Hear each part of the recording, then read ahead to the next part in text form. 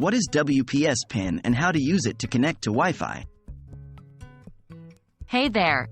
Welcome to today's video where we'll be talking about WPS PIN and how you can use it to connect to Wi-Fi. If you've ever struggled with entering long and complex Wi-Fi passwords, then WPS PIN might just be the solution for you. So, let's dive in. What is WPS PIN? WPS stands for Wi-Fi Protected Setup, and it's a standard designed to simplify the process of connecting devices to a Wi-Fi network. The WPS PIN is an 8-digit number that acts as a temporary password for your Wi-Fi network. It serves as an alternative to manually entering your Wi-Fi password, making the connection process much easier and faster.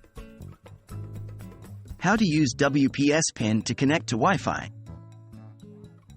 Using the WPS PIN to connect to Wi-Fi is a straightforward process. Here are the steps to follow. 1. First, locate the WPS button on your Wi-Fi router.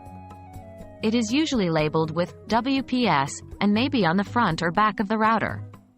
2. On your device, whether it's a smartphone, tablet, or computer, navigate to the Wi-Fi settings.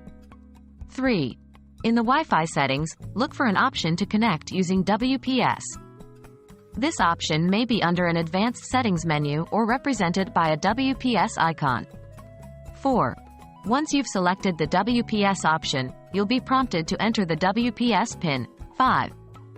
Go back to your Wi-Fi router and press the WPS button.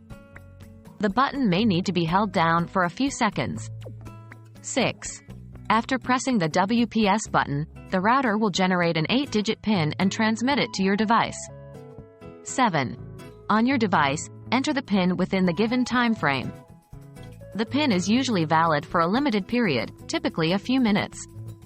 8. If the PIN is correct, your device will establish a connection with the Wi-Fi network, and you'll be successfully connected without needing to enter the Wi-Fi password. 9. Voila!